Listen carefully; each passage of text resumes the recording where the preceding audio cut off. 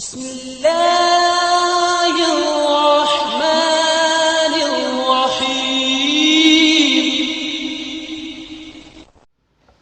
اعوذ باللہ من الشیطان الرجیم، بسم اللہ الرحمن الرحیم۔ السلام علیکم۔ آج آپ کا میزبان ڈاکٹر کاشف بشیر تفہیم القرآن سیریز کی قسط نمبر 357 کے ساتھ آپ کے سامنے حاضر خدمت ہے، جس میں ہم انشاءاللہ العزیز سورہ القصص کی آیت نمبر 37 سے لے کر 42 تک کا ترجمہ اور تفسیر آپ کے سامنے پیش کریں گے، اور اس حصے کا موضوع ہے فرعون کا غرور۔ بسم اللہ الرحمن الرحیم۔ وقال موسیٰ ربی اعلم بمن جاء بالہدی من عنده ومن تکون له عاقبۃ الدار انہ لا یفلح الظالمون۔ ترجمہ: موسیٰ علیہ السلام نے جواب دیا، میرا رب اس شخص کے حال سے خوب واقف ہے جو اس کی طرف سے ہدایت لے کر آیا ہے، اور وہی بہتر جانتا ہے کہ آخری انجام کس کا اچھا ہونا ہے۔ حق یہ ہے کہ ظالم کبھی فلاح نہیں پاتے۔ تفسیر میں آیا یعنی تو نے مجھے ساحر اور افترا پرداز قرار دیا، لیکن میرا رب میرے حال سے خوب واقف ہے۔ وہ جانتا ہے کہ جو شخص اس کی طرف سے رسول مقرر کیا گیا ہے وہ کیسا آدمی ہے، اور آخری انجام کا فیصلہ اسی کے ہاتھ میں ہے۔ میں جھوٹا ہوں تو میرا انجام برا ہوگا، اور تو جھوٹا ہے تو پھر خوب جان لے کہ تیرا انجام اچھا نہیں ہے۔ بہرحال یہ حقیقت اپنی جگہ اٹل ہے کہ ظالم کے لیے فلاح نہیں ہے۔ جو شخص خدا کا رسول نہ ہو اور جھوٹ موٹ کا رسول بن کر اپنا کوئی مفاد حاصل کرنا چاہے وہ بھی ظالم ہے اور فلاح سے محروم رہے گا، اور جو طرح طرح کے جھوٹے الزامات لگا کر سچے رسول کو جھٹلائے اور مکاریوں سے صداقت کو دبانا چاہے وہ بھی ظالم ہے اور اسے کبھی فلاح نصیب نہ ہوگی۔ وقال فرعون یا ایہا الملأ ما علمت لکم من الہ غیری فاوقد لی یا ہامان علی الطین فاجعل لی صرحا لعلی اطلع الی الہ موسیٰ وانی لا اظنہ من الکاذبین۔ ترجمہ: اور فرعون نے کہا، اے اہل دربار، میں تو اپنے سوا تمہارے کسی خدا کو نہیں جانتا۔ حامان، ذرا اینٹیں پکوا کر میرے لیے ایک اونچی عمارت تو بنوا، شاید کہ اس پر چڑھ کر میں موسیٰ کے خدا کو دیکھ سکوں، میں تو اسے جھوٹا سمجھتا ہوں۔ اہل دربار، میں تو اپنے سوا تمہارے کسی خدا کو نہیں جانتا۔ تفسیر میں آتا ہے اس قول سے فرعون کا مطلب ظاہر ہے کہ یہ نہیں تھا اور نہیں ہو سکتا تھا کہ میں ہی تمہارا اور زمین و آسمان کا خالق ہوں، کیونکہ ایسی بات صرف ایک پاگل ہی کے منہ سے نکل سکتی تھی۔ اور اسی طرح اس کا مطلب یہ بھی نہیں ہو سکتا تھا کہ میرے سوا تمہارا کوئی معبود نہیں ہے، کیونکہ اہل مصر کے مذہب میں بہت سے معبودوں کی پرستش ہوتی تھی، اور خود فرعون کو جس بنا پر معبودیت کا مرتبہ دیا گیا تھا وہ بھی صرف یہ تھی کہ اسے سورج دیوتا کا اوتار مانا جاتا تھا۔ سب سے بڑی شہادت قرآن مجید کی موجود ہے کہ فرعون خود بہت سے دیوتاؤں کا پرستار تھا، جیسا کہ سورہ الاعراف کی آیت نمبر 127 میں آیا کہ اور فرعون کی قوم کے سرداروں نے کہا، کیا تو موسیٰ اور اس کی قوم کو چھوٹ دے دے گا کہ ملک میں فساد برپا کریں اور تجھے اور تیرے معبودوں کو چھوڑ دیں؟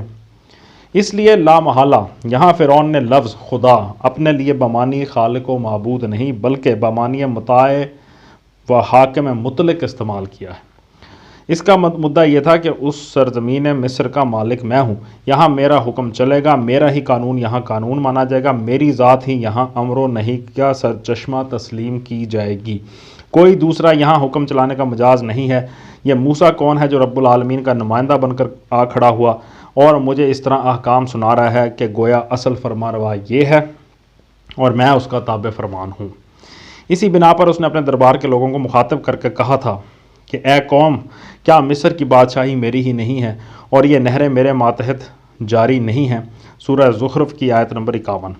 اور اسی بنا پر وہ حضرت موسیٰ علیہ السلام سے بار بار کہتا تھا، کیا تو اس لیے آیا ہے کہ ہمیں اس طریقے سے ہٹا دے جو ہمارے باپ دادا کے زمانے سے چلا آ رہا ہے، اور اس ملک میں بڑائی تم دونوں بھائیوں کی ہو جائے؟ سورہ یونس کی آیت نمبر 78۔ اسی طرح سورہ طٰہٰ کی آیت نمبر 57 میں آیا کہ اے موسیٰ، کیا تو اس لیے آیا ہے کہ ہمیں اپنے جادو کے زور سے ہماری زمین سے بے دخل کر دے؟ پھر سورہ مومن کی آیت نمبر 26 میں آیا کہ میں ڈرتا ہوں کہ یہ شخص تم لوگوں کا دین بدل ڈالے گا یا ملک میں فساد برپا کرے گا۔ اس لحاظ سے اگر غور کیا جائے تو فرعون کی پوزیشن ان ریاستوں کی پوزیشن سے کچھ بھی مختلف نہیں ہے جو خدا کے پیغمبر کی لائی ہوئی شریعت سے آزاد و خود مختار ہو کر اپنی سیاسی اور قانونی حاکمیت کے مدعی ہیں۔ وہ خواصہ چشمہ قانون اور صاحب امر و نہیں کسی بادشاہ کو مانیں یا قوم کی مرضی کو، بہرحال جب تک وہ یہ موقف اختیار کیے ہوئے ہیں کہ ملک میں خدا اور اس کے رسول کا نہیں بلکہ ہمارا حکم چلے گا، اس وقت تک ان کے اور فرعون کے موقف میں کوئی اصولی فرق نہیں ہے۔ اب یہ الگ بات ہے کہ بے شعور لوگ فرعون پر لعنت بھیجتے رہیں اور ان کو سند جواز عطا کرتے رہیں۔ حقائق کی سمجھ بوجھ رکھنے والا آدمی تو معنی اور روح کو دیکھے گا، نہ کہ الفاظ اور اصطلاحات کو۔ آخر اس سے کیا فرق پڑتا ہے کہ فرعون نے اپنے لیے الہ کا لفظ استعمال کیا تھا اور یہ اسی معنی میں حاکمیت کی اصطلاح استعمال کرتی ہے۔ اسی آیت کے آخر میں آیا کہ حامان کو اس نے حکم دیا کہ ذرا اینٹیں پکوا کر میرے لیے ایک اونچی عمارت تو بنوا، شاید کہ اس پر چڑھ کے میں موسیٰ کے خدا کو دیکھ سکوں، میں تو اسے جھوٹا سمجھتا ہوں۔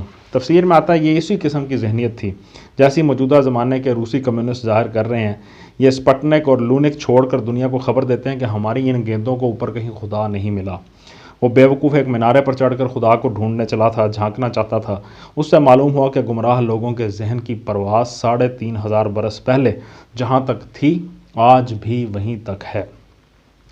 اس اعتبار سے ایک انگل بھر ترقی بھی وہ نہیں کر سکے ہیں۔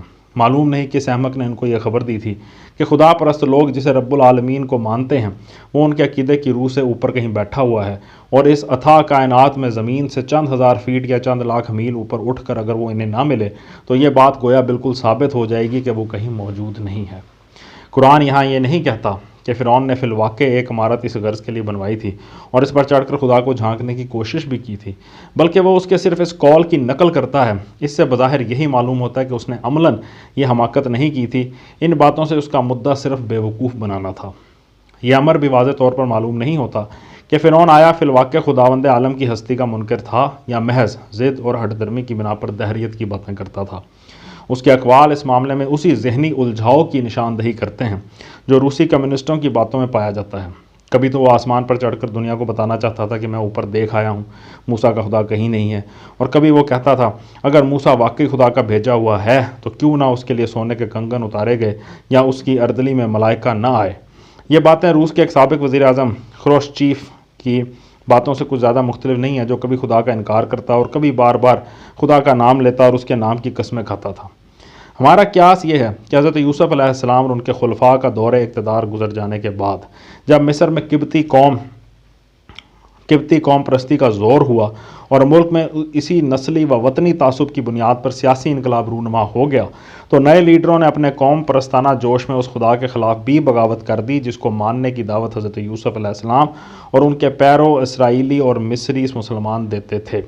انہوں نے یہ سمجھا کہ خدا کو مان کر ہم یوسفی تہذیب کے اثر سے نہ نکل سکیں گے، اور یہ تہذیب باقی رہی تو ہمارا سیاسی اثر بھی مستحکم نہ ہو سکے گا۔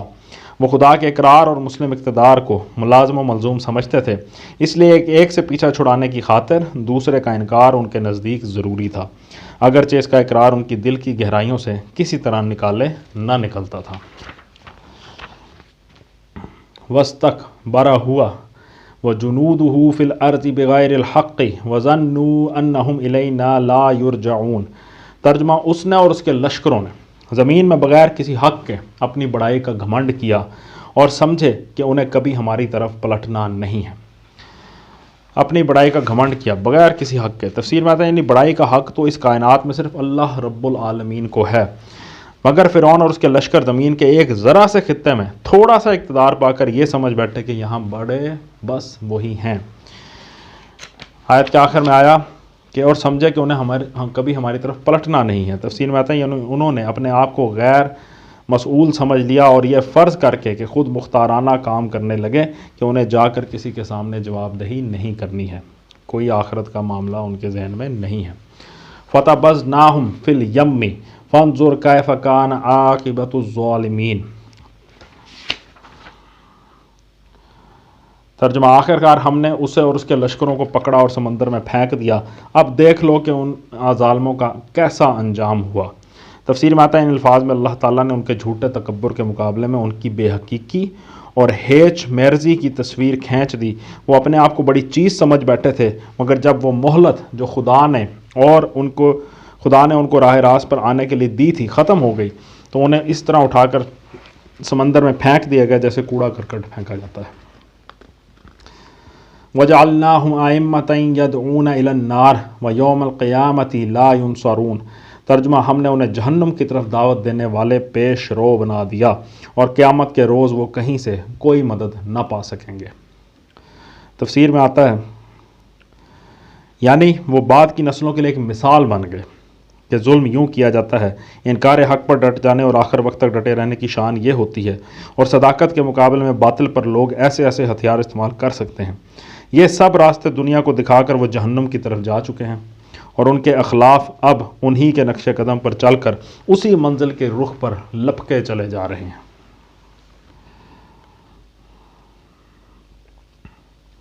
وَأَتْبَعْنَاهُمْ فِي هَذِهِ الدُّنْيَا لَعْنَةً وَيَوْمَ الْقِيَامَةِ هُمْ مِنَ الْمَقْبُوحِينَ، ترجمہ ہم نے اس دنیا میں ان کے پیچھے لعنت لگا دی اور قیامت کے روز وہ بڑی قباحت میں مبتلا ہوں گے۔ تفسیر میں آتا ہے اصل الفاظ ہیں قیامت کے روز وہ مقبوحین میں سے ہوں گے۔ اس کے کئی معنی ہو سکتے ہیں۔ وہ مردود و مطرود ہوں گے، اللہ کی رحمت سے بالکل محروم کر دیے جائیں گے، ان کی بری گت بنائی جائے گی اور ان کے چہرے بگاڑ دیے جائیں گے۔ صدق اللہ العلی العظیم۔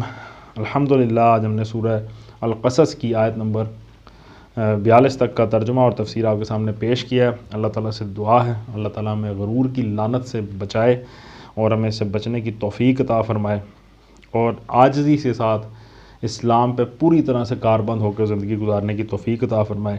اسی دعا کے ساتھ آپ سے اجازت چاہیں گے۔ اپنا بہت خیال رکھیں۔ آپ لوگوں کا بہت بہت شکریہ۔ اللہ حافظ۔